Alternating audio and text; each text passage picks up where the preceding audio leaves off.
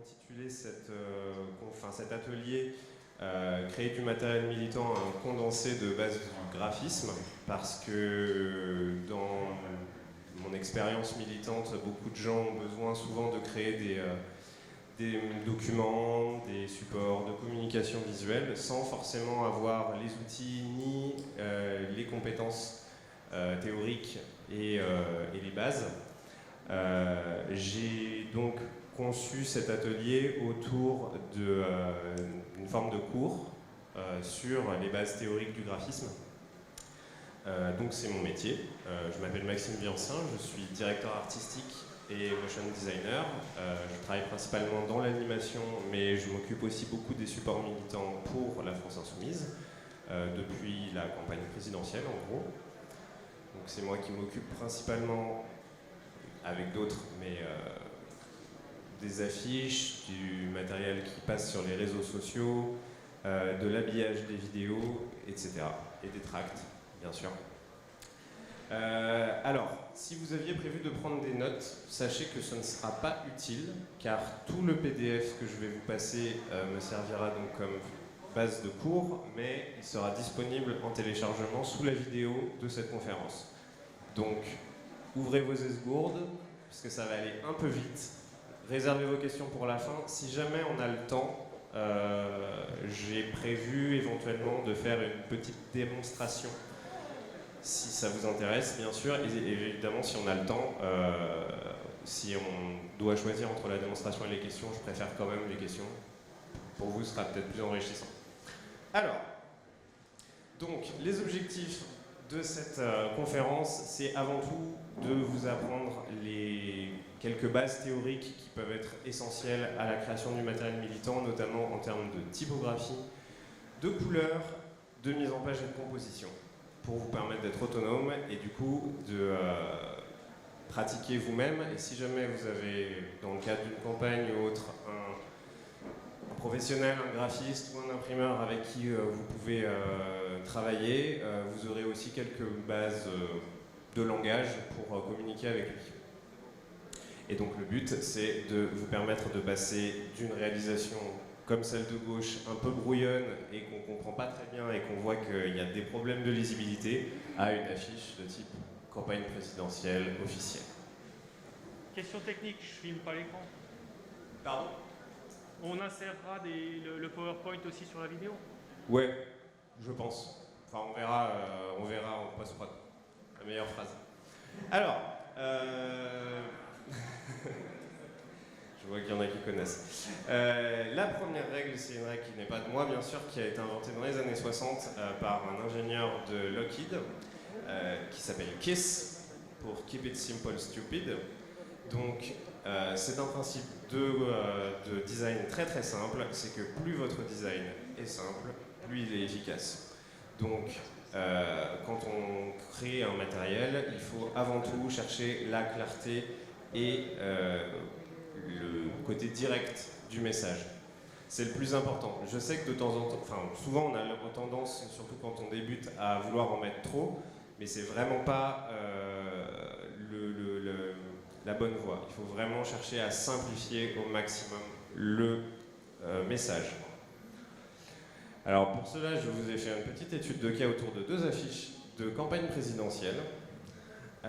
J'ai mis celle de Nathalie Arthaud pas pour des raisons politiques, mais pour des raisons que c'est exactement ce qu'il ne faut pas faire en composition d'affiches.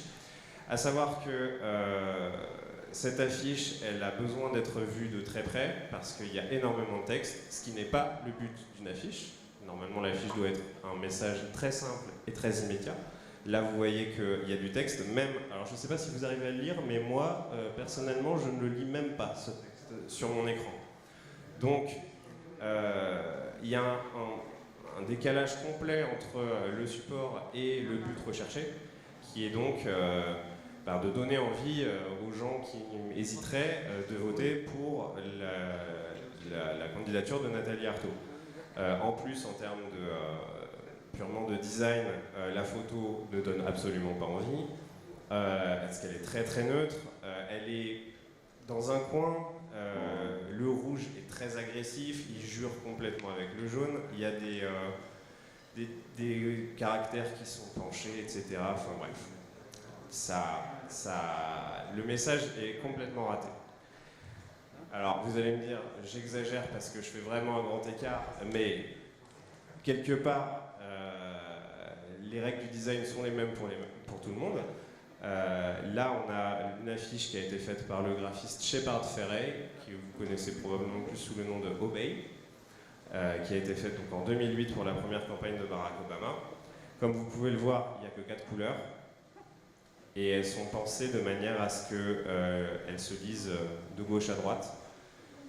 D'abord le bleu, ensuite le rouge. Il y a un seul mot et la photo est hyper reconnaissable et elle est au centre du design. Et du coup, on a un visage qui occupe la plupart de l'image et on a donc un visuel qui fonctionne, qui est très percutant en fait. C'est ça le but premier d'une affiche et d'un visuel qui ne soit pas de type argumentaire, c'est le côté direct du message.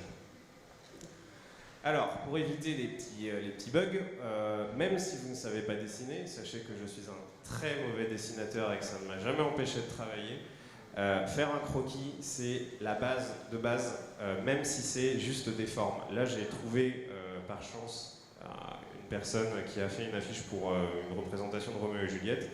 Et vous voyez que sur le croquis, sur le croquis, il y a déjà tout en fait. On voit qu'il y a déjà le texte à peu près là où il sera au final. On voit qu'il avait envisagé sa composition autour des mains, même si elles n'ont pas tout à fait la même forme. On voit qu'il avait réservé ici un espace pour, on va dire, le texte usuel, donc l'endroit de la représentation, probablement la boîte de prod, etc. etc. Donc, pourquoi est-ce que je dis que c'est important de faire un croquis? Parce que souvent, ce qui se passe, c'est que, surtout quand on débute, on a tendance à se dire que telle idée, la première qu'on a eue, elle est excellente, et que du coup, pour être sûr qu'elle est excellente, on va pousser le concept jusqu'au bout. C'est-à-dire qu'on va déjà passer du temps pour réaliser un support qui sera quasiment définitif en termes de qualité. Sauf que si jamais l'idée ne marche pas, parce qu'on y lit un autre message, etc., on aura perdu énormément de temps. Donc pour éviter ce genre d'écueil, il faut tester un petit peu ces idées. Et en plaçant les images et les textes, on a rapidement une idée de ce qui marche ou ce qui ne marche pas. Donc pour tout, faites un croquis, même s'il est moche. Personne ne vous jugera là-dessus. Alors, ça, je vais passer très rapidement dessus parce que vraiment, ça dépend de chaque personne. Les styles graphiques qui peuvent être utilisés pour les différents supports varient énormément selon le message que vous voulez faire passer, le temps que vous avez pour l'exécution. Ça prend pas le même temps de prendre une photo sur internet et de faire un dessin très détaillé, forcément. Et surtout, ça dépend de vos compétences. Alors si vous pouvez travailler avec des illustrateurs ou des gens qui savent, super, mais c'est pas toujours le cas. Quand on n'a pas de moyens financiers, c'est délicat parfois de demander aux gens de travailler gratuitement. Donc ça dépend de chaque situation. Là j'ai mis quelques exemples, alors avec une affiche de la campagne des Européennes, pour ceux qui s'en souviennent, pour illustrer plutôt le côté photo très réaliste. Après on a différents niveaux de figuratif, d'abstrait, etc. Posez-vous la question de comment est-ce que le message sera reçu. Si c'est une photo, le côté humain ou le côté réaliste servira à votre propos. Si vous essayez de parler à des enfants, par exemple, ou de véhiculer une image pour une fête, par exemple, que vous organisez un petit festival insoumis, je sais que ça se fait beaucoup. Le dessin, si vous avez l'occasion, ça véhicule plutôt une image décontractée, sympa, etc. Pour un appel au vote, je conseillerais plutôt les photos. Pour, on va dire, la caricature, etc., le dessin, c'est très bien. Voilà. Donc, encore une fois, là, on reste très très loin parce que ça dépend vraiment de chaque situation. Alors, une des premières choses à se poser comme question quand on crée un support, c'est le message qu'on veut faire passer. Là, je vous ai mis deux exemples. Un exemple qui date des années 60, je pense. Ça devait être le référendum pour le suffrage universel. Le Parti communiste avait fait campagne pour le non. Et une image que j'ai trouvée sur Internet sur un groupe de gilets jaunes. Ce qui marche sur l'image de gauche, c'est le fait que le visuel est très percutant, on comprend immédiatement ce qui se passe, on a un poignard qui traverse une cocarde et un bonnet phrygien, c'est une image qui est très violente, en plus le rouge est au centre de la composition, et le message est clair, ce vote, ça va être un assassinat de la démocratie républicaine française.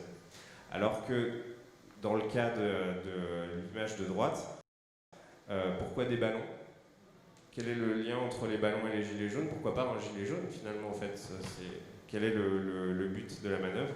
Pourquoi avoir séparé le texte comme ça ? Moi j'imagine que comme moi, vous avez dû mettre quelques secondes avant de comprendre quel était le sens des mots, comment est-ce qu'ils étaient organisés. Donc là, on a vraiment l'exemple d'un design qui ne marche pas, même si le message est très simple, le visuel pourrait fonctionner, mais le sens qui a été pensé derrière, il n'a pas été pensé pour être direct. C'est quelque chose qui évoque autre chose, qui n'est pas un visuel impactant. Autre chose auquel il faut faire bien attention, je ne sais pas si vous voyez bien dans le détail, mais en fait, le détail du masque sur les personnages de gauche, c'est des petits points blancs à l'intérieur du noir et on a l'impression que ce sont des monstres avec des grandes dents. Donc là, on ne le voit pas bien parce que la qualité d'image n'est pas top, mais vous le verrez mieux quand vous récupérez le PDF. Du coup, le but de cette petite infographie, c'était de dire qu'il fallait porter un masque pour se protéger les uns les autres, et au final, on a un visuel qui est plus inquiétant qu'autre chose, parce qu'on a une famille de monstres qui nous regardent avec les dents sorties.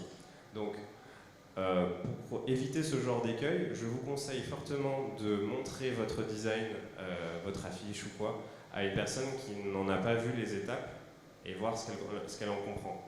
C'est aussi à ça que sert le croquis. Cette personne, si elle avait fait un croquis avec tous ces détails, elle se serait rendue compte qu'il y avait peut-être un problème sur son design. Bon, après, c'est juste un petit détail à enlever dans ce cas de figure. Pour l'image de droite, c'est un peu plus embêtant, c'est que, alors c'est pas à proprement parler du design, mais c'est à garder à l'esprit. Quand un support est collé ou publié, etc., il a forcément un contexte. Là, en l'occurrence, les personnes qui ont collé cette affiche Liberté pour Ocalan, elles ont oublié ce qu'il y avait derrière, et donc sur les deux images des extrémités, on voit qu'il y a écrit « Contre la liberté de Ocalan ». Là, en l'occurrence, c'est un problème de collage, mais ça peut être lié à la forme de vos images, à la forme de votre texte. On peut avoir une double lecture. Je ne vous ferai pas l'affront de vous montrer la grande diversité des logos complètement foirés qu'on peut trouver sur Internet. Il y en a régulièrement des compilations, des trucs avec des doubles sens, des triples sens, tout simplement parce que la personne n'a pas pris assez de recul et n'a pas pris en compte le contexte. Alors, là on va rentrer dans le dur.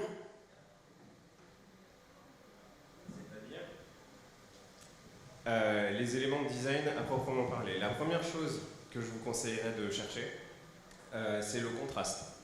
Alors j'ai dit pour le texte comme pour l'image, pourquoi ? Parce que il y a une règle que je vous exposerai un peu plus loin sur les proportions à conserver dans un design qui considère que de toute façon, dans un design, l'élément le plus gros va forcément attirer l'œil. Donc, chercher le contraste entre plusieurs corps de texte, ça vous permettra de mettre une information en avant. Là où, si vous mettez tous vos textes à la même échelle, et si vous ne hiérarchisez pas, il n'y a rien qui sortira et on ne saura pas de quoi on parle.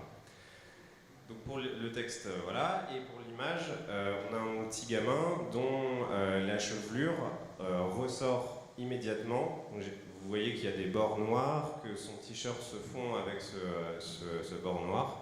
Et ce qu'on remarque immédiatement, ce sont ses yeux et sa chevelure, parce que c'est les éléments qui contrastent immédiatement en termes de couleur et de luminosité. Ça permet de mettre énormément de choses en avant. Si vous avez par exemple un sujet, que vous faites un gros plan dessus et qu'il a les yeux clairs, essayez d'accentuer ce point-là, ça vous permettra de mettre en avant son regard et du coup de véhiculer quelque chose d'humain, etc. La recherche du contraste, c'est vraiment une des premières clés pour un design réussi. La deuxième étant la composition. Et alors là, c'est un peu abstrait pour le moment, vous allez voir, ça s'applique à absolument tout ce que vous voyez. La règle des tiers, donc diviser son design en 9 cases. Alors, les lignes de force viendront juste après. Les tiers, en fait, naturellement, le regard, c'est une explication biologique que je ne connais pas, donc je vous l'épargnerai. Mais le regard, en fait, va se concentrer dans une image sur le carré du centre que vous voyez, avec les 4 petits carrés noirs qui sont, on va dire, les points d'intérêt du regard. Si vous placez un élément à cet endroit-là, il sera immédiatement visible par l'œil humain. Démonstration. Vous voyez une image que j'ai prise un peu au pif sur Internet. Vous voyez que le sujet, il est bien séparé en 3. On a le premier plan en bas qui est dans le premier tiers, l'arrière-plan en haut qui est dans le dernier tiers, et au centre, on a l'élément principal de la cascade, avec le point blanc, le petit carré blanc central, qui est vraiment genre le premier élément sur lequel l'œil va se focaliser. Donc si vous avez un doute sur comment placer vos éléments, pensez à cette règle des tiers. C'est hyper, ça vous servira à chaque fois. Sachez que sur les appareils photo et les caméras, il y a un bouton pour l'afficher sur l'écran. Si vous faites de la photo, etc., cherchez dans votre modèle, ça vous aidera énormément, je pense, si vous prenez des photos et que vous avez un peu du mal à faire des cadrages. Normalement, tous les appareils l'ont. Alors, j'ai mis celle-ci parce qu'elle a un format un peu différent, mais vous voyez que déjà, même dans les années 70, cette règle était bien connue. Hein. On a la force tranquille qui est sur la ligne du haut, le visage de François Mitterrand qui est sur la colonne de droite, et le Mitterrand président qui est bien en bas. Et on a naturellement un regard qui va se porter sur les yeux du personnage qui sont bien centrés dans la composition à droite. Alors, les lignes de force dont monsieur parlait tout à l'heure, c'est un peu le même principe. Je pourrais décomposer cette image en règle des tiers, hein, mais là, en l'occurrence, on a une image qui fonctionne très bien parce que toutes les dynamiques du visuel tendent vers un seul et même point. Sachez que c'est moi qui ai rajouté le mot surf pour prouver mon point, mais même si je ne l'avais pas mis, l'image serait composée de la même manière, c'est-à-dire que tout converge vers l'espèce de glacier qu'on voit au fond. Ça crée une impression de dynamique et ça permet de guider le regard. Naturellement, le regard de l'œil humain, surtout en Occident, ça va être, on lit une image de gauche haut à bas droite, en Z. Parce que c'est le sens de lecture qu'on lit quand on lit un magazine, une page de texte. Ça fonctionne exactement de la même manière avec les images pures et dures ou les visuels simples, sauf que ça va beaucoup plus vite, donc on s'en rend même pas compte. Donc pour composer une image, les lignes de force vous aideront si vous avez un doute. Analysez un petit peu les images qu'il y a, bon là en l'occurrence on en a peu, mais si vous regardez des photos sur internet ou des campagnes de pub, etc., vous les remarquerez un peu partout en y faisant attention. Ça vous aidera à composer. Alors, le cadrage, qui est un autre élément important. Donc, mis à part le fait que cette petite fille doit avoir vraiment des doigts gigantesques, parce que si vous comparez les proportions, il y a un petit problème. Pourquoi est-ce que cette affiche pour le film Logan elle marche? Parce qu'en fait, elle est très simple. On se concentre sur ce qui fait le personnage, à savoir sa main avec ses griffes emblématiques. Tout le monde connaît Wolverine Oui. Alors du coup, pourquoi est-ce que ça marche? Parce que l'élément, si vous repensez à la règle des tiers que j'ai évoquée plus tôt, le carré du centre, il est bien en plein milieu la zone d'intérêt est bien sur ce carré. On a immédiatement des lignes de force qui se dessinent de haut en bas et de gauche à droite. Et du coup, ça guide le regard vers ce qui est important, à savoir la main du personnage. On n'a pas besoin de voir plus. Ce cadrage, il marche très bien en lui-même. Alors qu'à côté, si c'était une pub pour les oranges, clairement, les oranges, c'est pas ce qui ressort le premier dans l'image du personnage. Ce serait à la limite une pub pour un journal ou une paire de lunettes peut-être. Mais en l'occurrence, le cadrage là, il serait complètement à côté de la plaque. Et en plus, si vous voyez, je ne sais pas si vous voyez bien, ouais, elles sont ouais, vous êtes à contre-jour, c'est dommage. Les oranges sont floues. Voilà. Donc un sujet qui est flou et qui est à moitié en dehors du cadre, c'est un cadrage qui ne fonctionne pas. Alors là, on va parler un peu de théorie, mais rassurez-vous, vous allez voir l'application immédiatement après. Le nombre d'or, est-ce que ça parle à tout le monde? Vous en avez au moins déjà entendu parler une fois. Donc le nombre d'or, c'est un rapport de proportion qui permet en composition graphique d'avoir la taille idéale des éléments les uns par rapport aux autres. Je ne vous cache pas que je m'en sers pas à chaque fois parce que c'est très rébarbatif si on commence à l'utiliser de manière bête et méchante, mais ça vous donne une idée. La plupart des logos de grandes marques que vous connaissez sont designés selon ce principe. Démonstration. Donc ici vous avez la grille avec le logo d'Apple, avec les différentes tailles de cercles. Et ici vous voyez peut-être pas bien, vous voyez pas bien. Ouais, bah vous voyez pas ce qu'il y a à l'intérieur. En gros à l'intérieur il y a un 13, un cercle 13, qui fait la base de la pomme. Et ensuite toutes les découpes sont faites par des intersections avec des cercles plus petits. Et tous les détails sont composés comme ça. Alors, le nombre d'or, comme je disais, c'est surtout pour la théorie. En pratique, si vous avez vraiment un doute sur les tailles des objets les uns par rapport aux autres et que vous n'arrivez pas à trouver les bonnes proportions, pensez à ça, ça vous aidera. Mais commencez pas à tout mesurer sur votre image parce que vous vous en sortirez pas. Alors, la hiérarchisation. Ouais, si ça va, c'est visible. Donc, quand on crée une affiche ou quelque chose, on essaye de penser le sens de lecture, c'est-à-dire dans quel ordre je veux que les personnes qui regardent cette image lisent mon message. Évidemment, plus c'est gros, plus il y a de chances pour que ce soit lu en premier. Il y a d'autres manières de mettre des éléments en avant. Les éléments de contraste, les objets qui permettent de contraster. Donc, par exemple, si vous mettez un fond de photo avec un cadre blanc par-dessus, immédiatement on lira ce qu'il y a écrit dans le cadre blanc.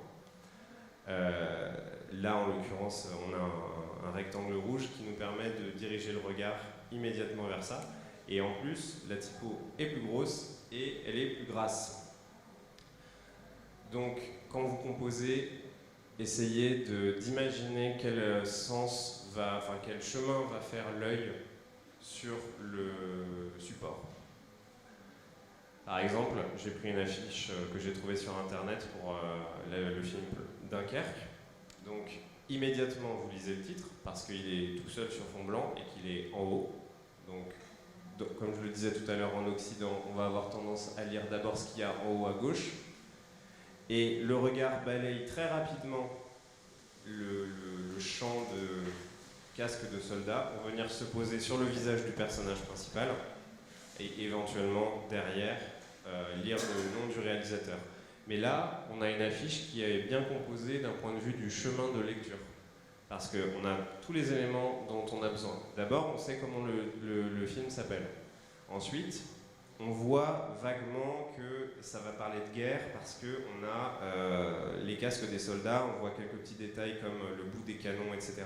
Et très vite, on sent on arrive sur le personnage et ce qu'on comprend, c'est qu'on va suivre un personnage qui va être seul et qui va être déboussolé parce qu'il ne regarde pas dans la même direction que les autres.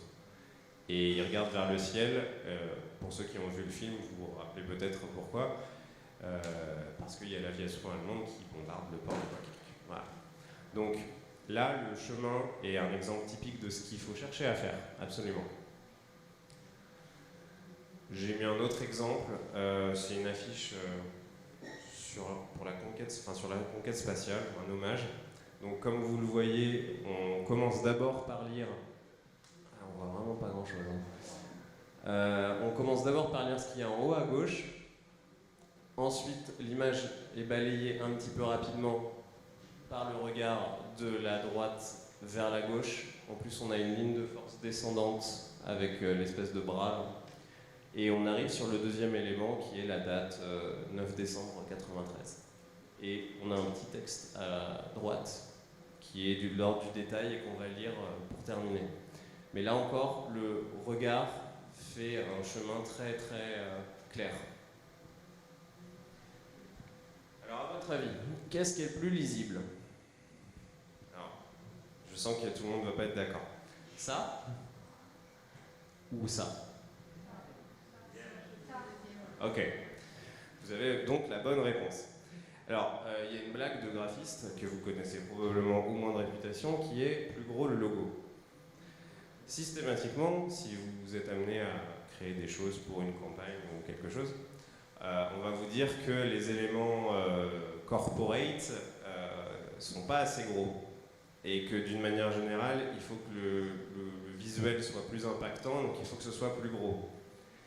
Ce n'est pas vrai. La taille d'une police ou d'une image dans un visuel ne fait pas sa clarté.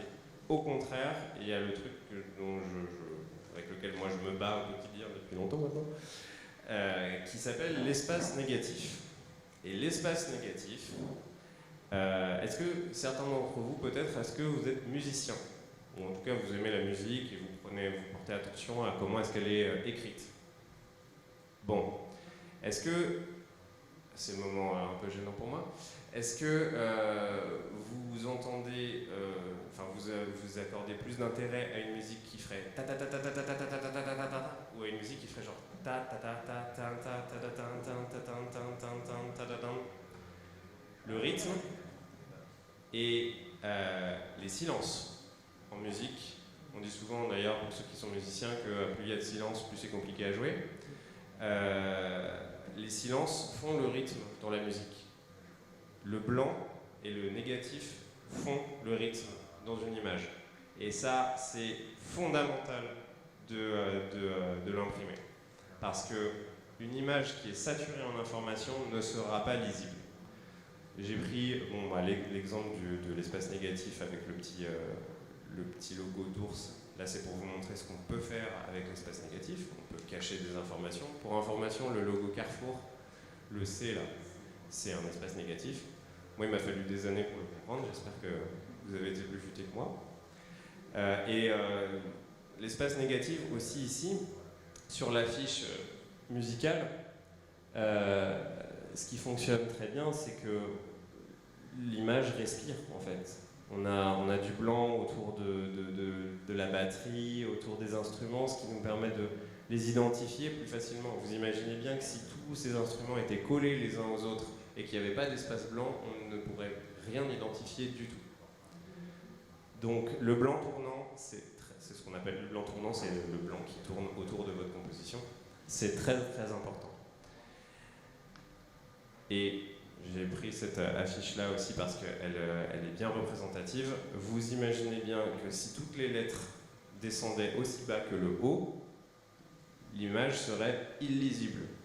Ce qui fait le rythme et ce qui fait le côté percutant. Là.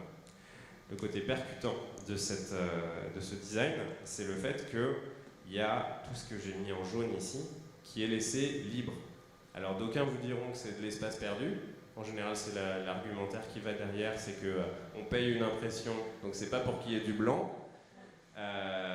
Mais à ces gens-là, demandez-leur de faire un concours d'apnée sans prendre de respiration. Voilà. Honnêtement, c'est un combo. Parce que effectivement, en général, on a beaucoup de choses à dire dans une affiche. Il faut aussi conceptualiser un petit peu les choses en amont pour éviter de se retrouver avec trop d'informations à mettre.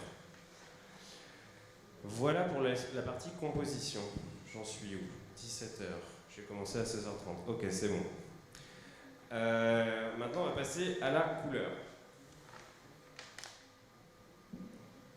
Donc, elle est vraiment très très moche ce cercle chromatique avec la vidéoprojection. Bon. Ça, c'est une version simplifiée du cercle chromatique. Toutes les designs, toutes les couleurs que vous pourrez imaginer se retrouvent normalement quelque part sur ce cercle. Pourquoi est-ce que je vous le mets? C'est vraiment d'une simplicité enfantine. C'est que si jamais vous avez un doute sur les contrastes de couleurs, vous vous rapportez à ça, ça va vous donner immédiatement les complémentaires. Le rouge est opposé au vert, mais le vert jaune est opposé au magenta, etc. etc. C'est une référence que je vous conseille de garder si par hasard vous avez un ordi à côté, chez vous qui sert à ça. Imprimez-vous ce cercle chromatique, collez-le à côté, c'est une bonne référence visuelle. Dans la pratique, Dans la pratique des couleurs, il y a deux systèmes. Alors là, c'est un petit peu plus technique, mais c'est très très important parce que si vous faites de l'impression, je dirais que 75% des cas de couleurs faussées à l'impression viennent de ce que je vais vous dire maintenant. En couleur, il y a deux systèmes. Le système RVB, le système CMJN. Le RVB, c'est le système pour les écrans. Il permet d'afficher des couleurs fluo. Bon, là, on ne le voit pas bien, mais celles de gauche, elles sont fluo. Rouge, vert, bleu, une graduée de 0 à 255. Et il a beaucoup plus de couleurs que le système CMJN qui est utilisé pour les impressions.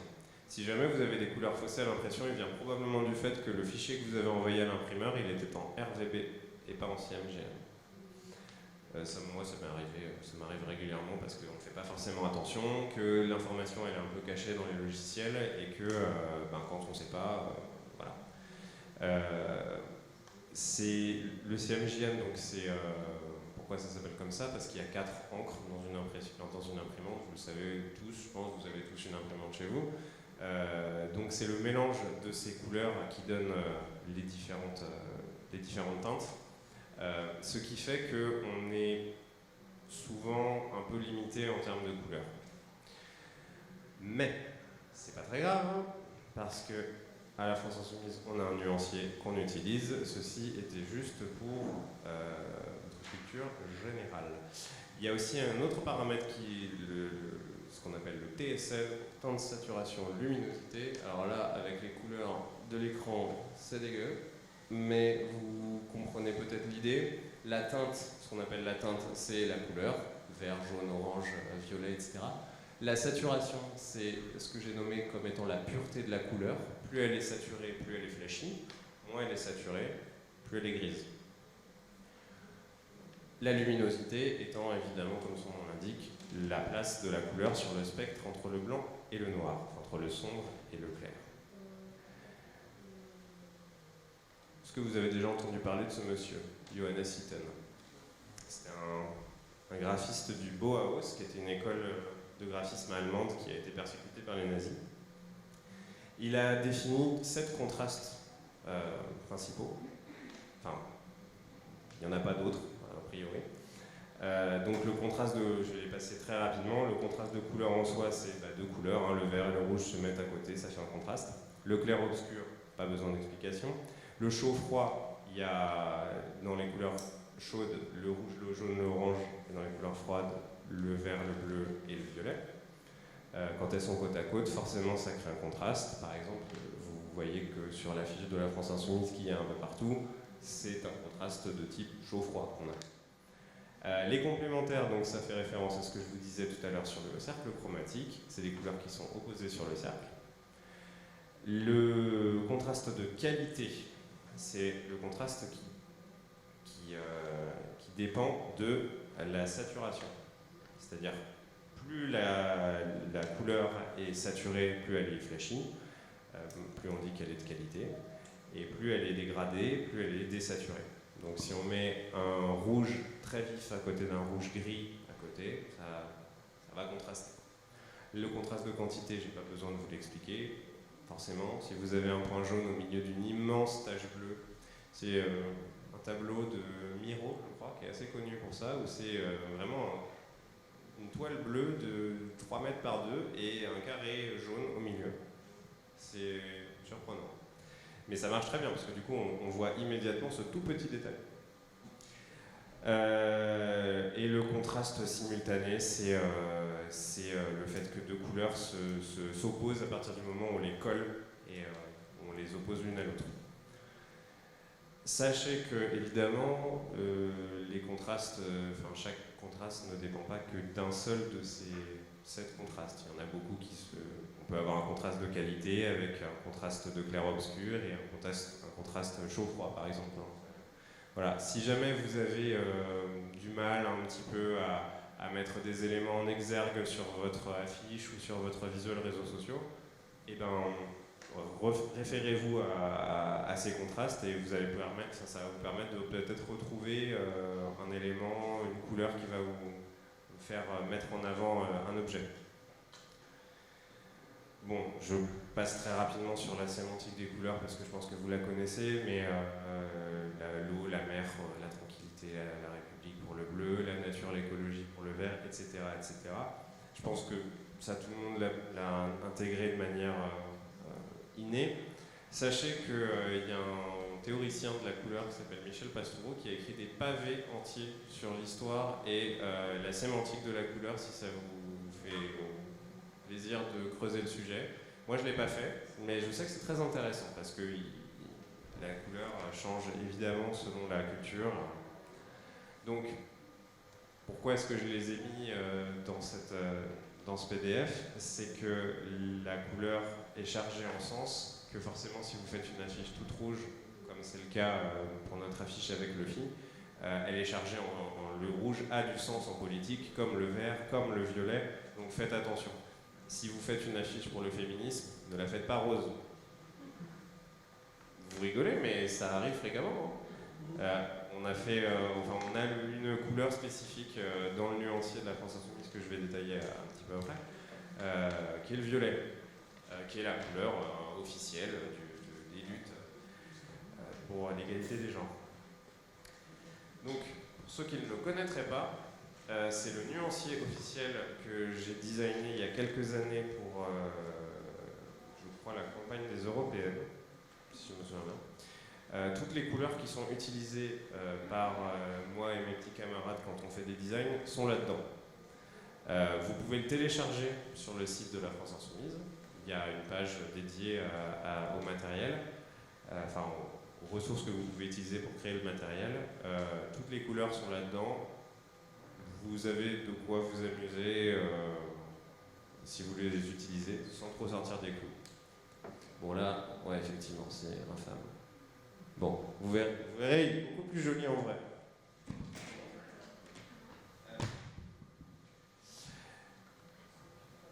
Alors, la couleur c'est fini, on va attaquer à un truc qui doit vous intéresser particulièrement, qui est la mise en page, si vous faites occasionnellement des tracts.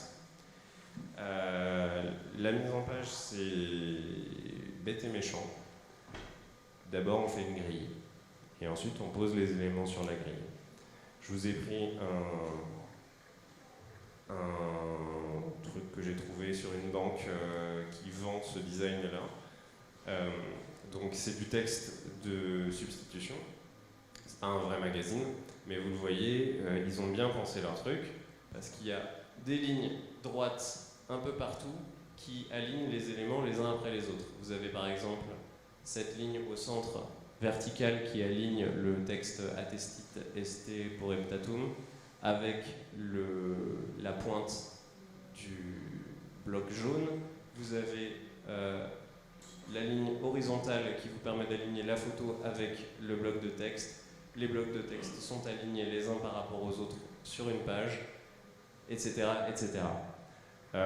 L'alignement des blocs dans une composition, c'est ce qui va créer, on va dire, de l'harmonie et surtout de la lisibilité, et ça va rendre votre ensemble sérieux, parce que une mise en page un peu foutraque va pas donner envie de lire aux gens. Je reviendrai un peu plus tard sur le texte et ce qu'on met dedans, etc. Mais l'œil aujourd'hui, avec les réseaux sociaux, avec la télévision, avec Internet, est très très très entraîné, et on est de moins en moins tolérant à la mauvaise qualité. Donc ça vaut pour les photos, ça vaut pour la vidéo, etc. Donc professionnaliser sa pratique en incorporant des petites règles comme ça, c'est très simple. Quand vous faites un design, vous alignez les éléments les uns par rapport aux autres. Ça va créer des dynamiques qui vont vous aider. Je vous ai mis quelques petites choses auxquelles il faut faire attention quand on fait de la mise en page de texte. Bon alors, évidemment, alors peut-être que vous avez une très bonne vision, mais la taille de caractère à gauche est beaucoup trop petite. C'est souvent le problème quand on lit des tracts faits par des militants non professionnels, c'est que vu qu'on a des textes très longs dans lesquels on n'ose pas couper, on a tendance à minimiser la taille de la police pour faire tout rentrer au forceps. D'ailleurs, le forceps, au chausse-pied. Du coup, il y a une règle très simple, c'est que quand vous créez sur n'importe quel logiciel d'édition d'images, vous avez la taille des caractères qui est indiquée en points. C'est une norme que je ne détaillerai pas, mais c'est universel. Tous les logiciels de mise en page, que ce soit InDesign, Photoshop, GIMP, ce que vous voulez, utilisent toute cette norme. En dessous de 10, c'est difficilement lisible pour les personnes âgées. En dessous de 9, c'est plus possible. Donc on considère qu'un corps de texte, au minimum, c'est entre 9 et 11 points. Je vous l'ai mis là, comme ça vous fait un mémo quand vous récupérerez le PDF. Pour la même raison, c'est-à-dire on a trop de texte, on veut tout faire rentrer, on a tendance à réduire l'interlignage, mais comme je le disais tout à l'heure à propos de l'espace négatif, plus il y en a, moins c'est lisible. Donc de base, la plupart des logiciels ont un interlignage automatique, laissez-le, sauf cas extrême, je dirais, mais n'y touchez pas. Alors, le dernier, il est un peu plus subtil. Les césures, ce sont les mots coupés au saut de ligne. Là, vous voyez, il y en a 1, 2, 3, 4, 5, 6, 7 dans ce texte. C'est beaucoup trop. L'œil humain, le cerveau humain n'aime pas ce genre d'exercice. Il veut que le mot soit complet parce que sinon ça lui demande un effort supplémentaire pour se projeter dans la ligne suivante. Donc en général, on considère que dans un paragraphe, c'est 2 césures. Dans un texte, on essaie de les limiter au maximum. Il y a plein de techniques, donc espacer les mots un peu plus, qui sont propres à chaque outil. Malheureusement, je ne peux pas les détailler ici parce que je n'ai pas le temps et pas les compétences dans tous les outils. Donc, si jamais votre texte paraît un petit peu compliqué à lire, ça peut venir de là. Voilà, je vous l'ai mis, c'est de l'ordre du détail. Alors,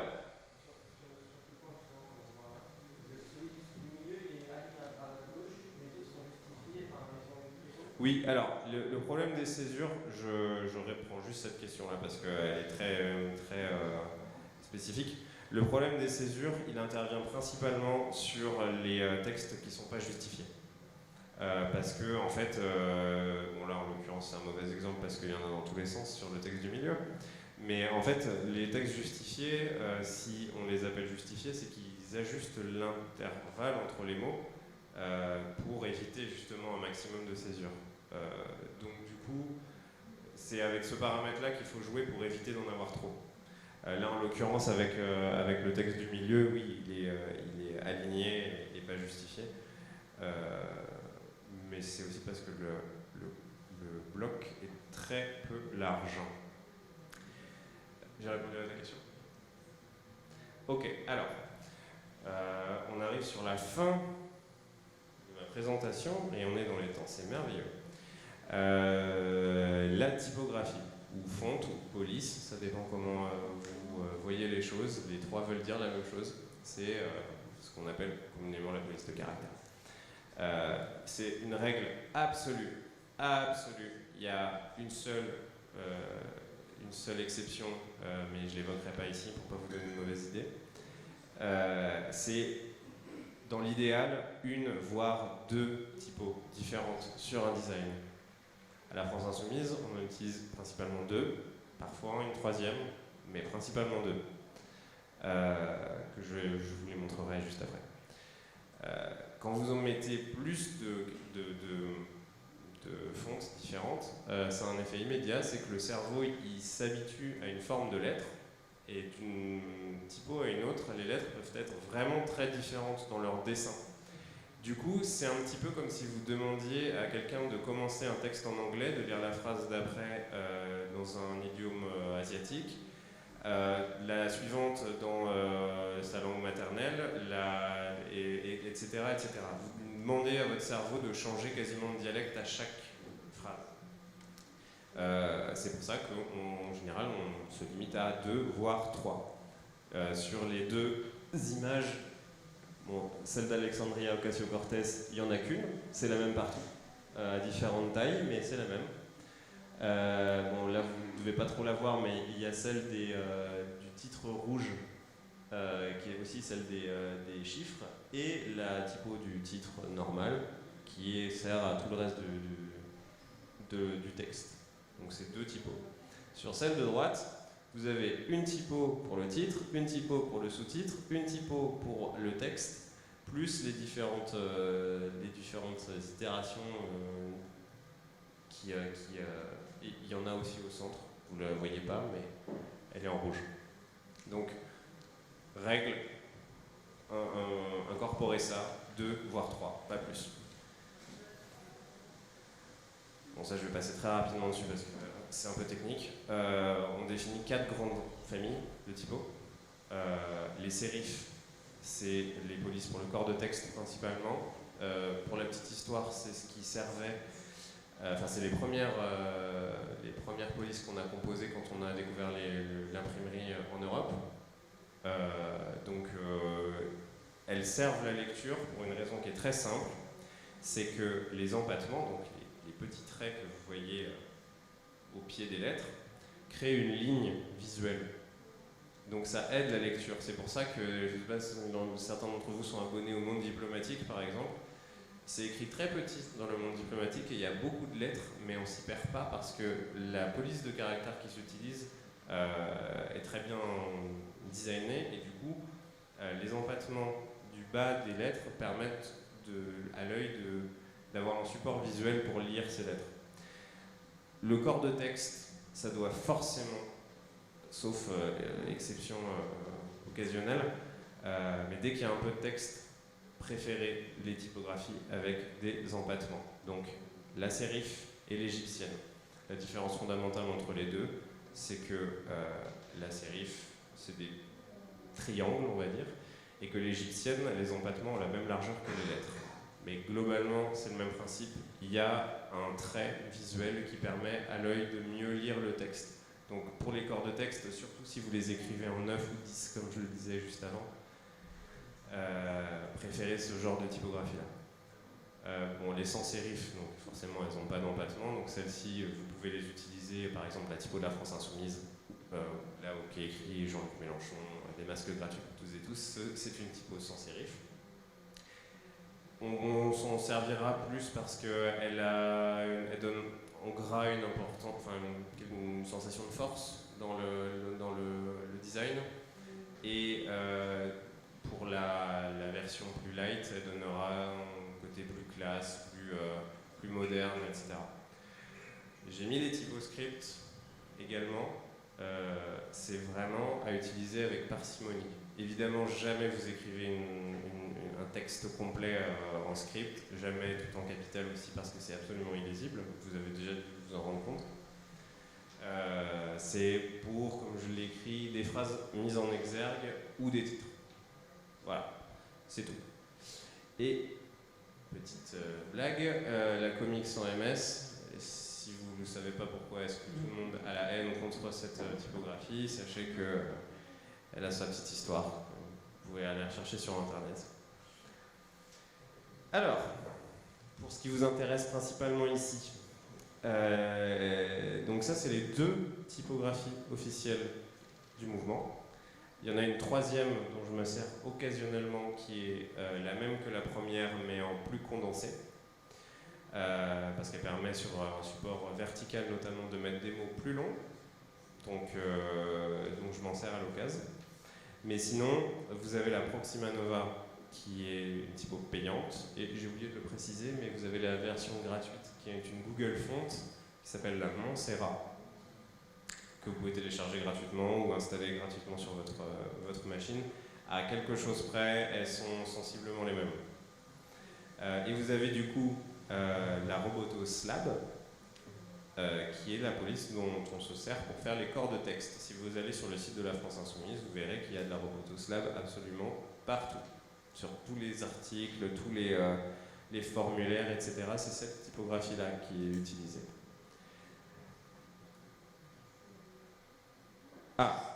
On approche de la fin. Alors, si vous ne connaissez pas la petite histoire, Alexandria Ocasio-Cortez, elle a brillé ces dernières années par sa présence au Congrès américain, sur les réseaux sociaux, etc. Donc beaucoup de gens à travers le monde essayent de s'inspirer de ce qu'elle a fait.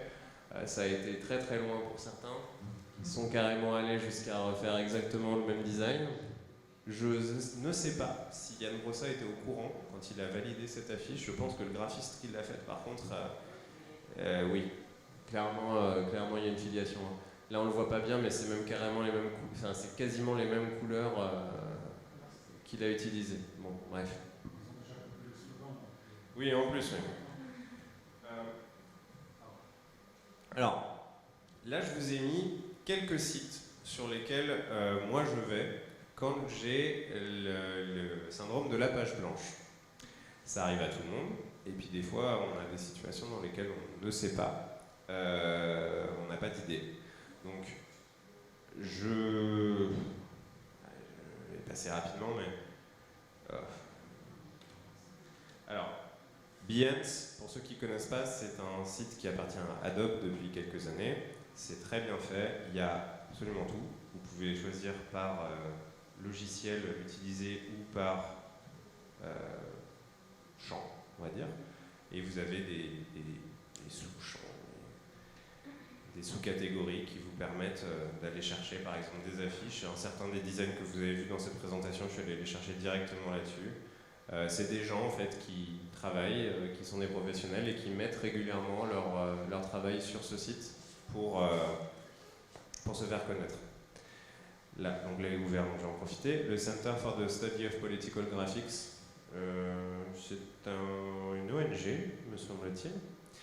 Donc, si vous avez disons, besoin de faire une affiche sur un thème politique très particulier, eux, ils ont une belle collection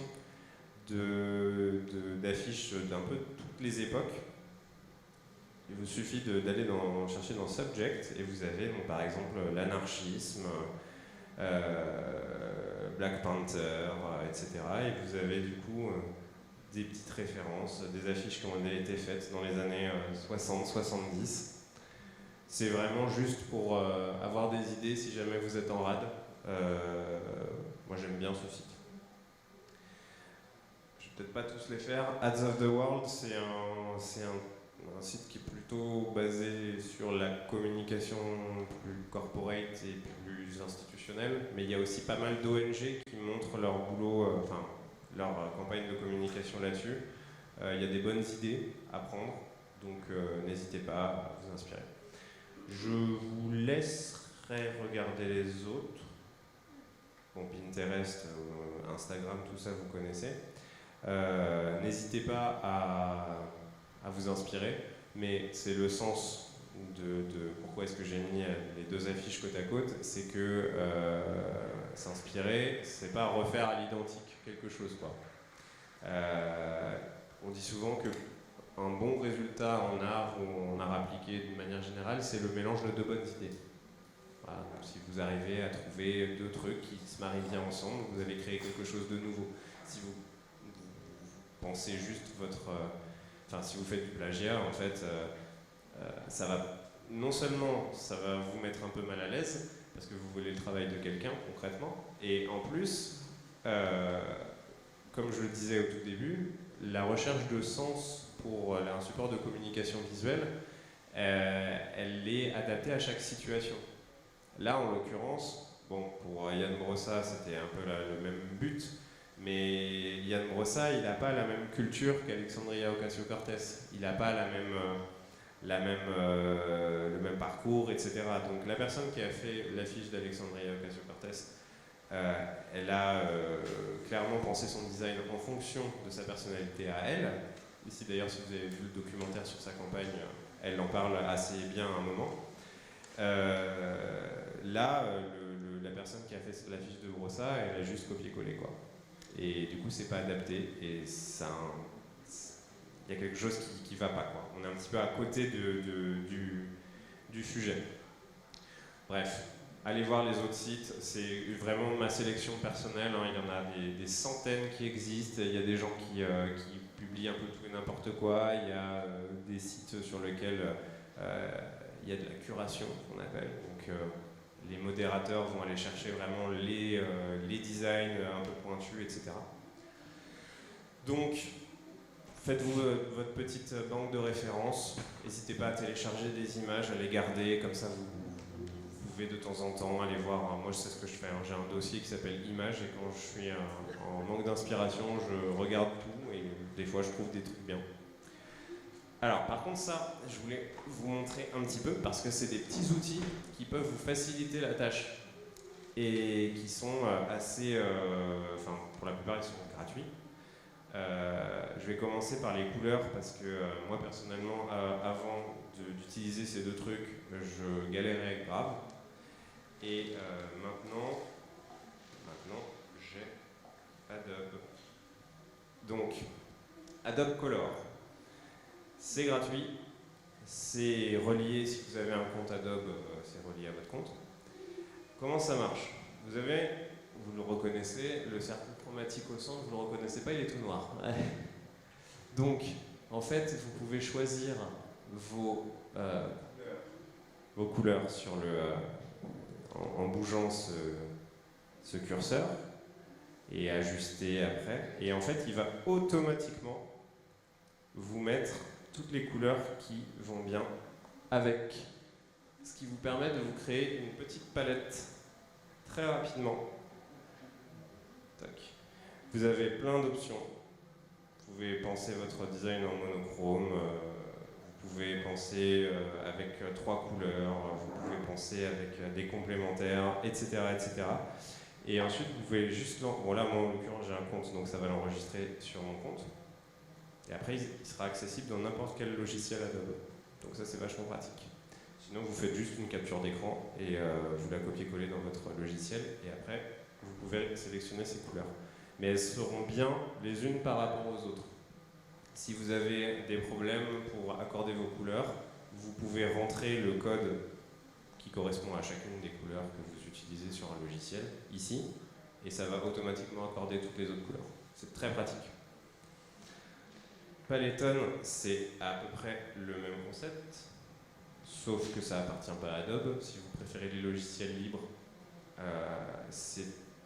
alors... Bon, on va aller le chercher à la main.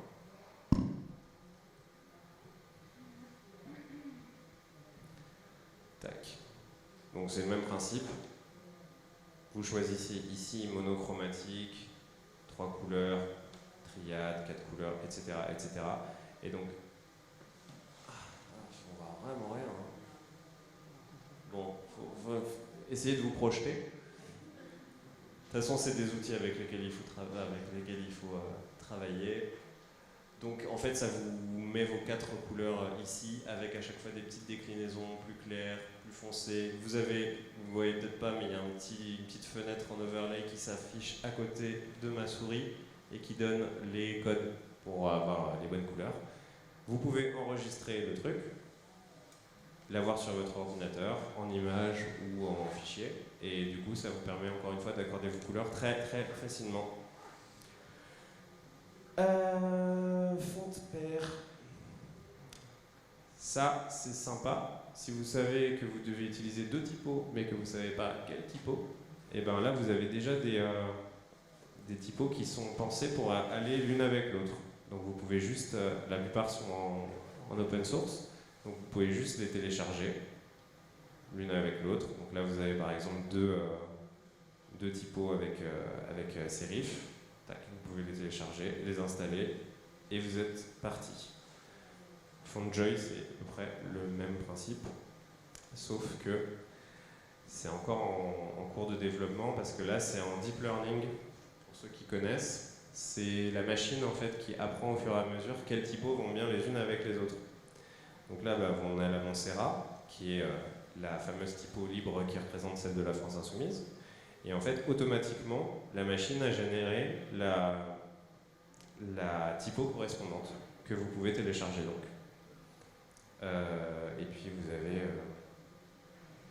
voilà, on voit rien, bon, c'est pas grave. Vous avez plein de choix. Vous pouvez chercher des typos Google, vous pouvez aller en chercher d'autres, enfin bref. C'est vraiment un super outil. Si vous avez besoin d'images, Adobe Stock, moi je m'en sers parce que j'ai un compte. Il y a tout dedans. Il y a des vidéos, des illustrations, des objets 3D, du son, tout ça.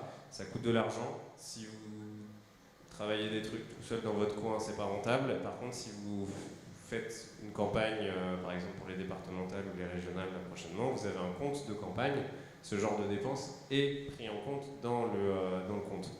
Donc ça coûte une trentaine d'euros par mois. Avec 30 euros, on a une dizaine d'images à télécharger en libre accès. Vous choisissez ce que vous voulez, bien sûr. Et vous pouvez vous en servir pour vos designs. C'est très rentable, franchement. Après, je vous en ai mis 3 autres qui sont gratuits, où vous avez moins de choix. Il y a parfois des petites restrictions sur les tailles d'images que vous pouvez utiliser, etc. Mais au moins, vous en avez 3 gratuits à utiliser au quotidien. Et je vous ai mis aussi ce petit truc. Si vous faites des images pour les réseaux sociaux, vous n'êtes pas sans savoir que ça change en permanence de taille. Donc là-dessus, il y a toutes les références pour toutes les publications. Si vous prenez par exemple une photo de profil, vous allez avoir la taille ici, etc., etc. Et il y a ça pour Facebook, Instagram, etc., etc. Personnellement, moi, je suis obligé de me référer à des sites comme ça parce que ça bouge vraiment très très souvent. Voilà. Et bon, je vous le montre, mais ça c'est plus pour la blague. C'est un jeu où il faut déplacer une des lettres pour la remettre au bon endroit par rapport à ses copines. Donc, ouais, j'ai raté. Faut que je déplace. Voilà. C'est plus pour vous entraîner et si vous avez 5 minutes à tuer avant un rendez-vous, c'est assez amusant. Je pense que je suis pas mal. Ouais, 70%. Bon, bref. Donc, en conclusion, je vous ai remis les petits points essentiels. Keep it simple, KISS. Faire des croquis, chercher le contraste, hiérarchiser, penser au sens de lecture, c'est très important. L'espace négatif, que ce soit pour les logos, pour les images, etc. Pour la mise en page, tout mettre sur une grille. Penser au sens des couleurs, penser au sens des polices, elles ont un sens, je ne l'ai pas trop détaillé tout à l'heure, mais vous pouvez aussi aller chercher sur Internet, il y a plein de gens qui ont fait des ressources là-dessus. 3 polices maximum, 2 c'est mieux. Le texte, attention à la lisibilité, et attention au sens principal et au sens caché. Voilà.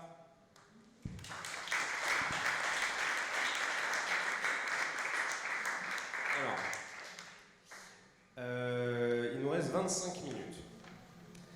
Ce que je vous propose, c'est on peut prendre des questions et quand on n'a plus de questions, je vous fais une petite démo.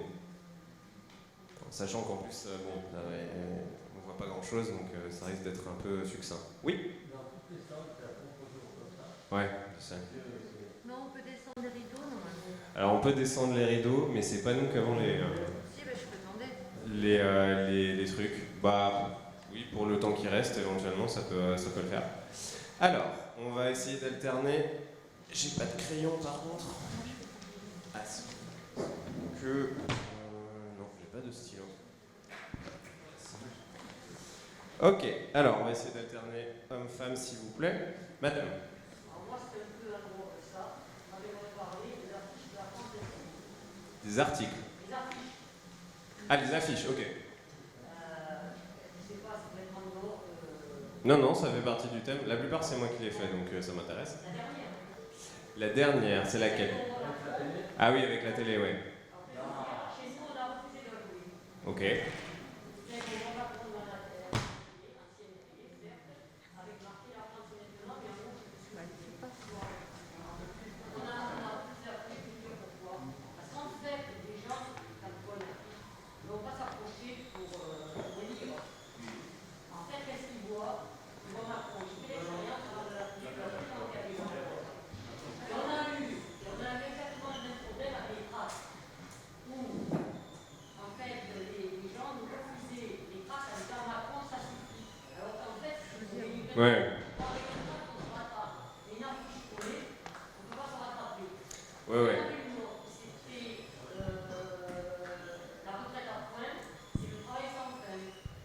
Le FI était au fond tout petit. Je trouve. Oui. Ça lui dit aujourd'hui, ce qu'on fait quand on colle, c'est qu'on met les filles comme ça avec les autres. Mais autrement, je trouve que la France insoumise n'est pas assez visible sur les affiches. Ok. Ça, je l'ai dit aux hommes qui étaient à l'entrée. Aux dames du matériel? Ouais, ok. Et il y en avait qui n'étaient pas prêts à l'entendre.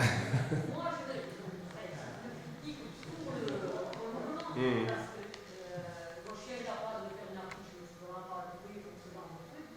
Mais c'est vrai que ça me gêne, que quelque part, on voit la photo de Macron, et que les gens, en passant, n'aient pas vu une affiche pour moi.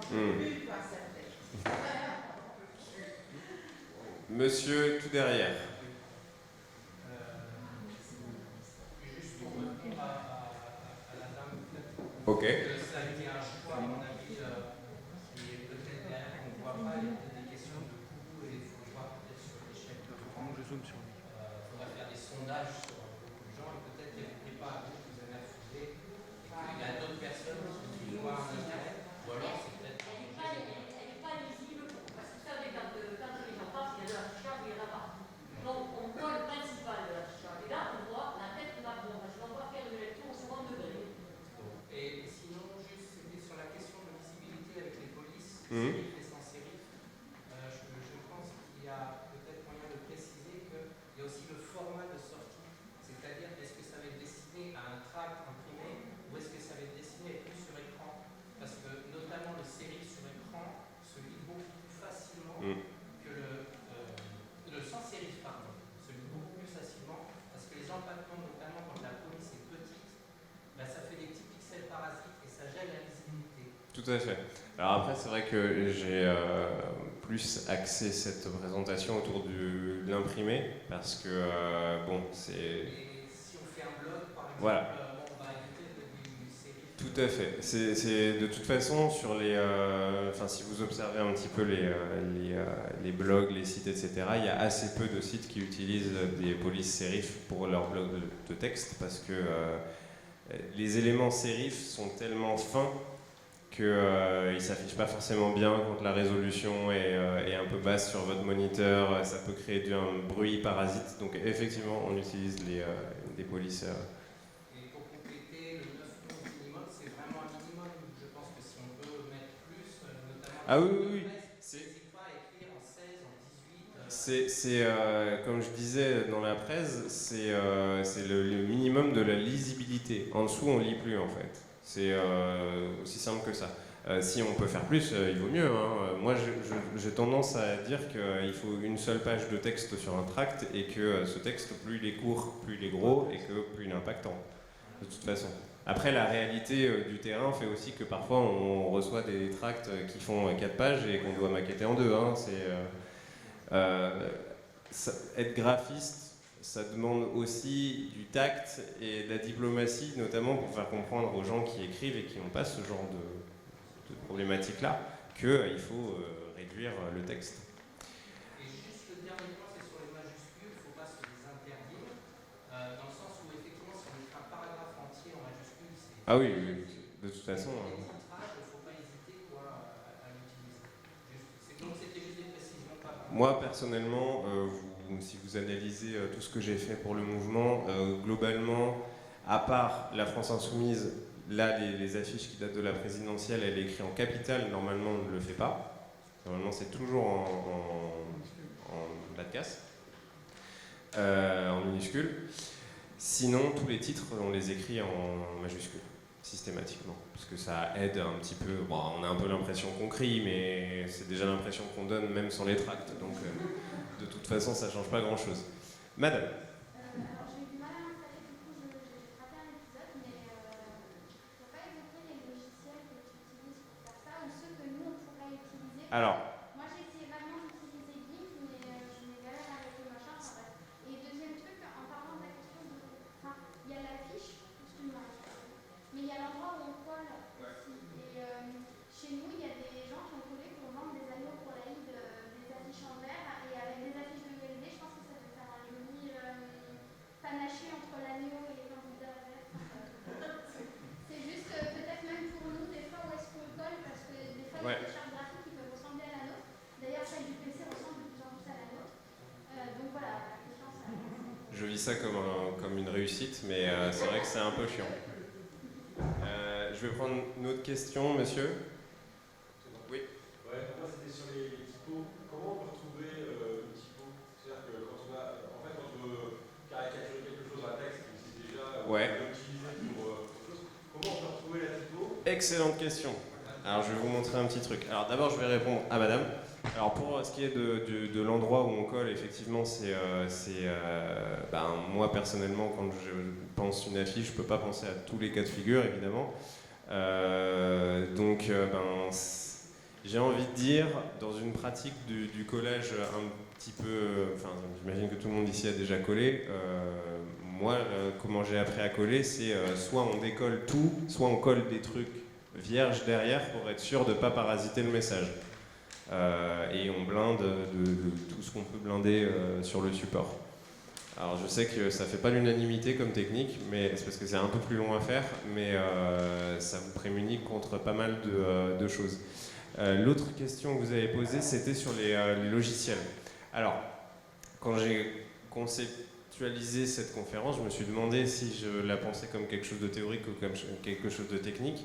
Technique, en fait, c'était juste pas possible, pour la simple et bonne raison que moi, personnellement, j'ai fait une école de graphisme, j'ai appris à me servir des logiciels spécialisés, donc la suite Adobe principalement, mais que c'est un abonnement que je paye, et je sais que beaucoup d'entre vous, soit vous allez craquer les logiciels, ce que je ne peux pas encourager évidemment de manière officielle, mais la plupart sinon vont aller se tourner vers des logiciels, on va dire open source, que ce soit GIMP, je n'ai pas en tête les autres qui existent pour la mise en page, etc. Et simplement, moi ces logiciels, je ne les connais pas, je m'en sers jamais, donc j'aurais pu essayer de les apprendre rapidement pour vous dire, mais je pense que vous les maîtrisez mieux que moi. Alors après, il faut savoir que j'imagine que c'est pareil que pour la suite Adobe. YouTube et les blogs qui gravitent autour de ces thématiques-là regorgent de tutos et de questions-réponses. Et souvent, en plus, les gens qui font ces logiciels-là, ils sont prêts à vous répondre si vous leur envoyez un mail, si vraiment vous galérez techniquement sur quelque chose. Vu que c'est des petites entreprises, ils sont peut-être plus enclins à vous répondre. Mais c'est une vraie... j'ai eu cette réflexion-là, mais juste, c'était pas possible, parce qu'en plus, il aurait fallu que je vous fasse faire des choses pour bien comprendre les trucs, parce que sinon, j'aurais juste fait des choses dans mon coin. Et ça aurait nécessité que tout le monde arrive avec un ordinateur suffisamment puissant pour faire tourner certains logiciels, et c'était pas envisageable. Voilà. Et la question, c'était sur comment retrouver une fonte. Alors, ça marche pas à tous les coups.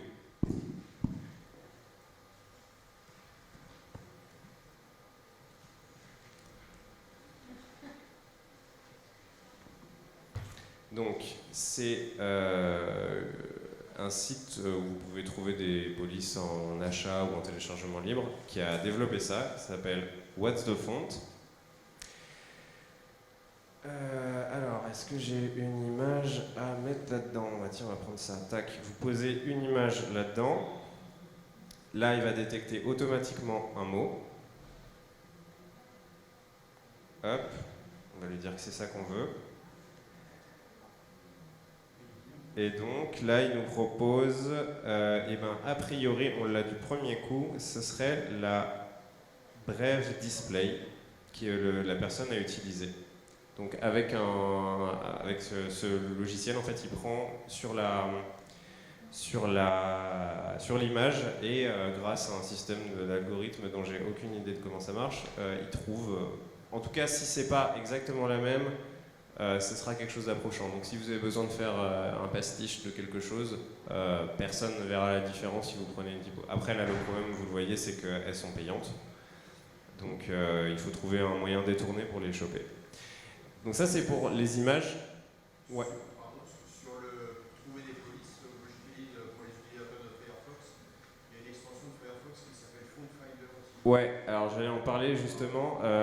Moi j'utilise un truc qui s'appelle Font Ninja que j'ai pas installé sur cet ordinateur là, qui est un petit ninja en fait qui apparaît ici sur l'écran et qui vous dit quelle police est utilisée, mais dans un site internet. C'est-à-dire que si vous allez sur un site que vous vous dites tiens, la police qu'ils ont utilisée pour ce titre-là est sympa, vous pouvez utiliser cet outil pour savoir ce qu'ils ont utilisé. Je les rajouterai ces deux outils, Font Ninja et What the Font, dans le PDF que vous pourrez télécharger, comme ça vous les aurez. Est-ce qu'il y a d'autres questions, à mon avis, pour la... Oui, madame.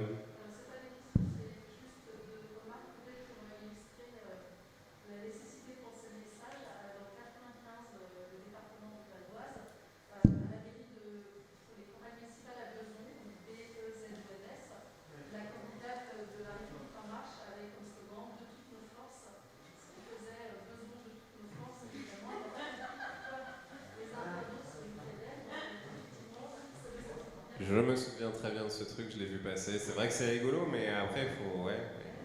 C'était une petite remarque effectivement sur le message, et puis une autre qui n'est pas une question mais plutôt une réflexion. Dans l'établissement scolaire où je travaille, j'ai beaucoup d'élèves en situation de handicap dyslexique, très fortement dyslexique. Et je trouve que quand on conçoit un message, il y a des adultes qui sont dyslexiques aussi, par exemple au niveau frais, c'est connu. On ne pense pas souvent, pas toujours en tout cas, à la visibilité. C'est vrai que moi je suis capable de lire par exemple des caractères diagonaux dans la grillade quand c'est difficile. Il y a des affiches où c'est très compliqué pour ces personnes-là. Si on doit s'adresser par exemple à des personnes en situation de handicap dans nos affichages, n'hésitons pas à penser à eux aussi sur la visibilité. Tout à fait. Il faut savoir qu'il y a quelque chose dans le cerveau humain dont j'ai oublié le nom, qui en fait, si vous avez un mot un petit peu contextualisé par une image, etc., si la première et la dernière lettre sont les bonnes, peu importe si les lettres sont les autres lettres du milieu du mot sont dans le bon ordre ou pas, vous le lirez quand même. Je n'ai pas le terme en tête parce que c'est vraiment un truc très spécifique, mais sachez que ça existe. Le cerveau interprète de toute façon ce qu'il a envie d'interpréter. Monsieur. Ouais.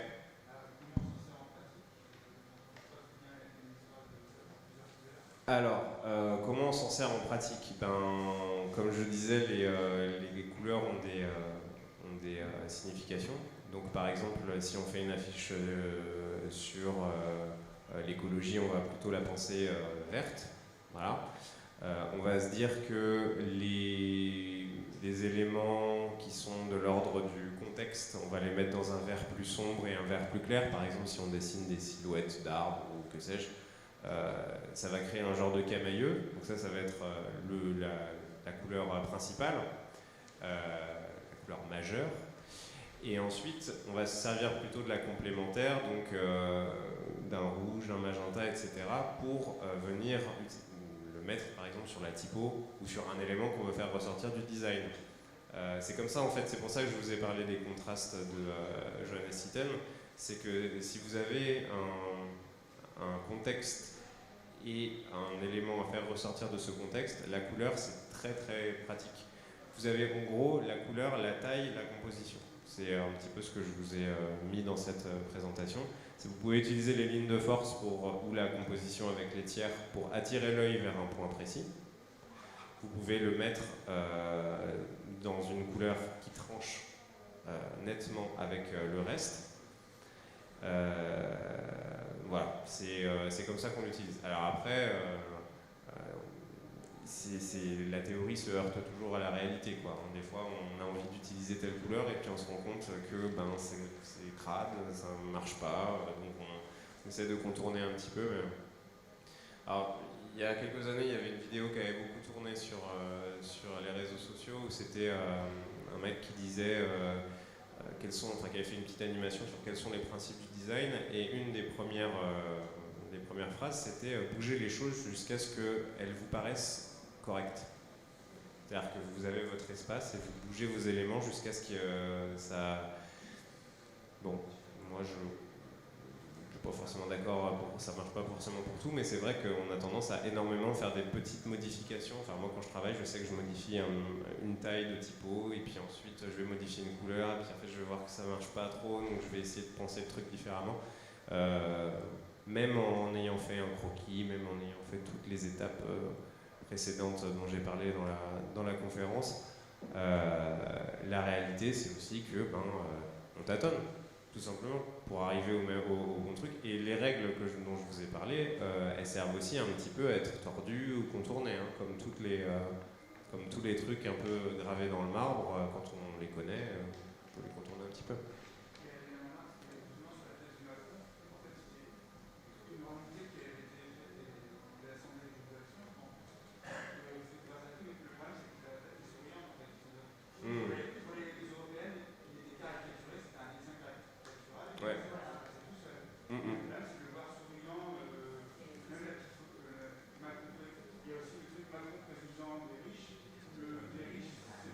Oui. Alors ça c'est un problème en fait qui est lié aux encres. C'est quelque chose qui malheureusement à l'usage, on s'en rend compte qu'à l'usage de toute façon.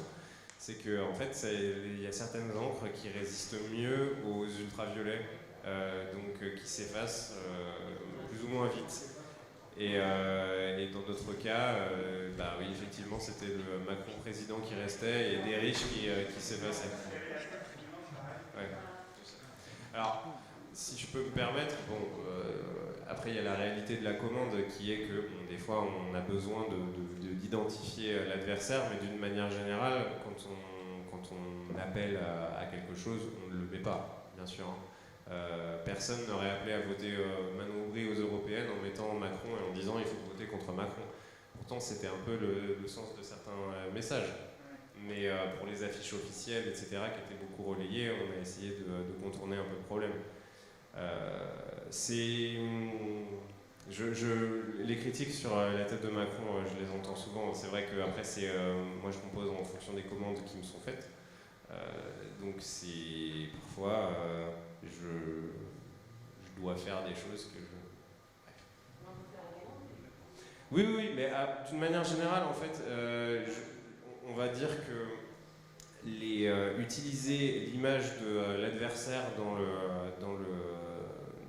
dans un support de communication, faut faut que ce soit vraiment très très bien fait. Là en l'occurrence, je me souviens que ce design, on l'a fait très rapidement parce qu'il fallait, c'était juste après le confinement si je ne m'abuse. On n'avait plus rien, plus de matos, et il fallait qu'on fasse rapidement les choses. Et c'est vrai que si on avait pris peut-être plus de jours pour revalider les choses, on s'en serait rendu compte. Et je me souviens que je crois que cette image, je l'ai faite en quelques heures. Vraiment. Même la couleur est marquante, c'est pas c'était un rouge très éteint. Ouais. Alors, bon, je suis désolé parce que je vais pas avoir le temps de faire une démonstration parce qu'il reste 5 minutes.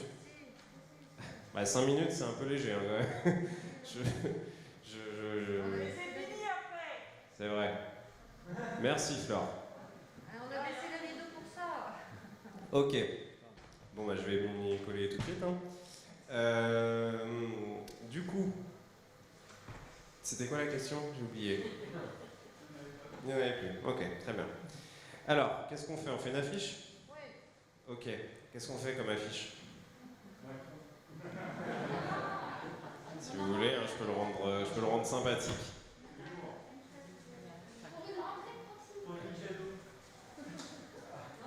Non mais vous voulez ma mort, hein. Tiens, on a un Mélenchon là, on va s'en servir. Hop. Tac, il est impérial. Ok, donc une affiche, ok, on va faire une affiche pour un meeting. Ouais? Allez. Bah, je crois qu'on a un meeting dimanche. Ok, bon, en l'occurrence j'ai déjà fait l'affiche, mais on va essayer de la refaire. Alors, ça risque d'être un peu galère, donc je vais peut-être pas faire trop de commentaires. Ouais, c'est bon, ça s'affiche. Ok, alors, on va créer un nouveau document. Donc une affiche, en général, c'est entre 60 et 40. Là, je vais faire 60 par 40. Tac. Ok, je vais agrandir ça au maximum. Donc pour ceux qui ne connaissent pas ce logiciel, c'est InDesign, c'est donc le logiciel de la suite Adobe pour la mise en page. On ne fait pas des maquettes sur Photoshop parce que c'est pas adapté et que Photoshop fait enfin, c'est très lourd à utiliser, alors que InDesign en fait a un système pour avoir plein de pages et plein d'itérations des mêmes designs en utilisant des versions de travail très très légères. Moi je me sers principalement de ça. Alors, on va aller chercher notre image. Tac. Allez. Il va pas vouloir. Pourquoi il veut pas? Attendez. Ça m'arrive de plus en... Ah si, voilà. Voilà. Ok. Bon, je vais poser le micro parce que j'ai besoin de mes deux mains. Déjà que je travaille au trackpad, là ça risque d'être un peu sale.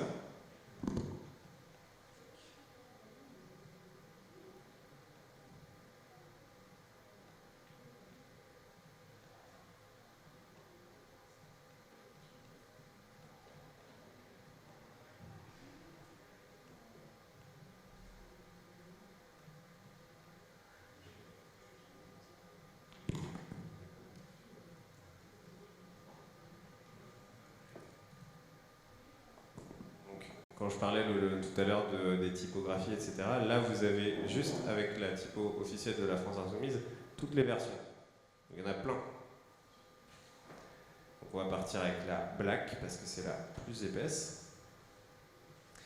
Alors je suis désolé, mon ordinateur commence à accuser ces quelques années et il risque d'être un peu ralenti. Tac.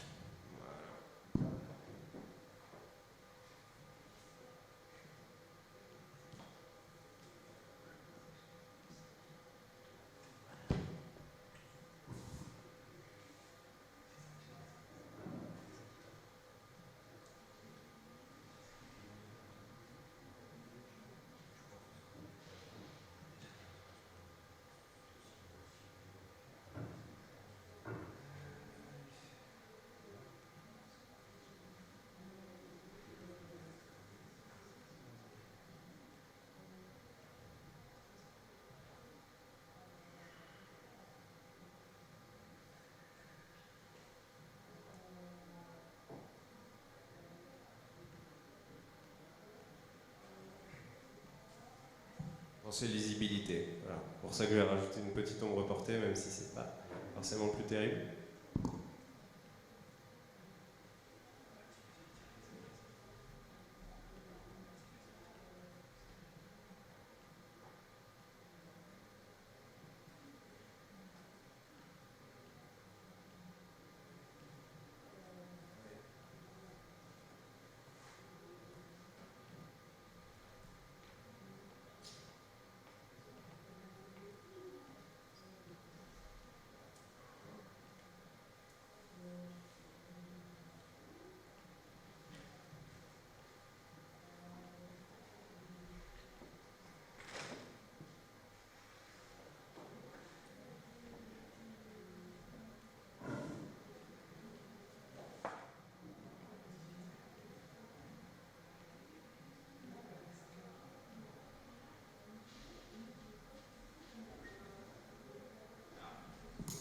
Alors là, j'ai un souci, c'est que j'ai pas mes couleurs de la peinture insoumise habituelle. Donc, regardez bien, ça va être magique.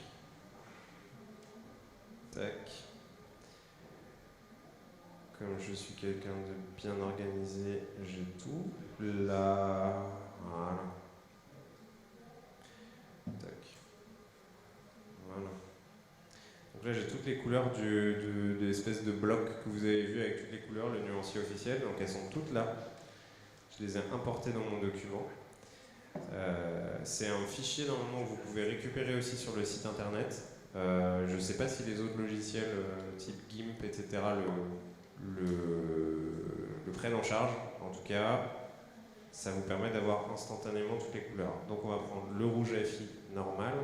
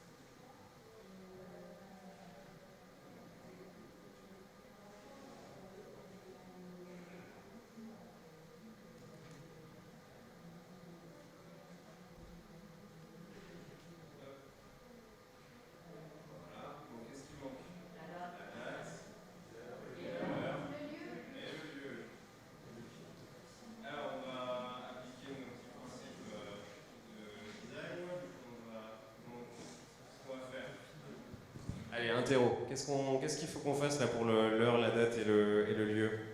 Si vous vous souvenez de ce que j'ai dit tout à l'heure. Je l'ai entendu. Alors changer le contraste, c'est une bonne idée. Et sinon, j'ai entendu quelqu'un l'a dit. Bon, je mets une autre police, exactement. Ça cafte. Alors, donc demain, nous serons demain, non, dimanche.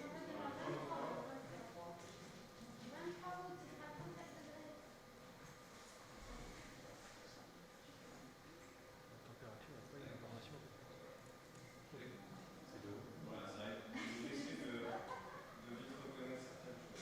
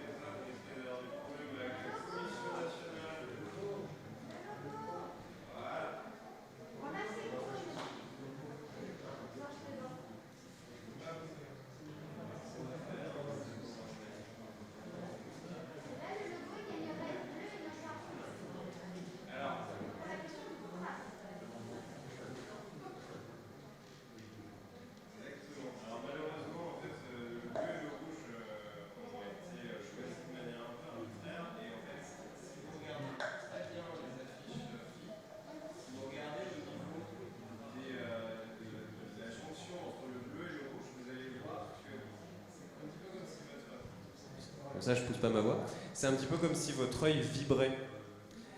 Parce qu'en fait, ces couleurs-là sont absolument opposées sur le cercle chromatique et du coup, en fait, elles jurent l'une avec l'autre. En fait, elles ont les mêmes valeurs il n'y en a pas une plus sombre avec plus de luminosité que l'autre. Il n'y en a pas une plus saturée que l'autre. Du coup, en fait, elles se répondent et en fait, c'est comme deux aimants qui se repoussent. Voilà. Mais elles ont été pensées comme ça. Moi, je ne suis que le dépositaire des choix qui ont été faits avant que j'arrive. Et ben, il nous reste un petit truc à faire, c'est mettre le logo. Alors vous voyez, j'ai un petit dossier avec tout déjà d'intégrer.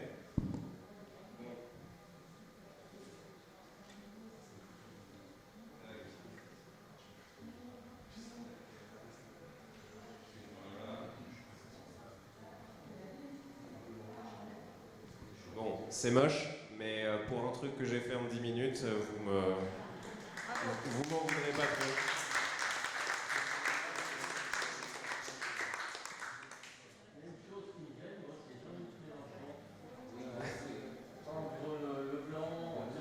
Ah ouais. Alors.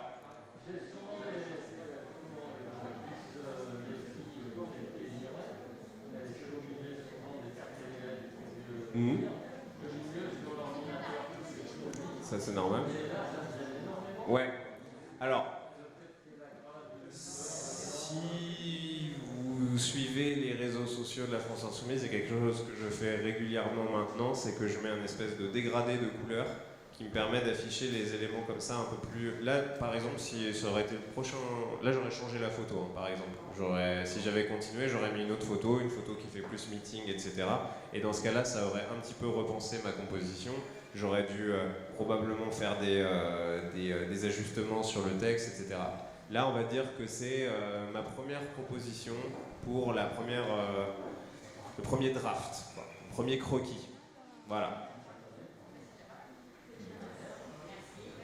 Merci à vous d'être restés jusqu'au bout.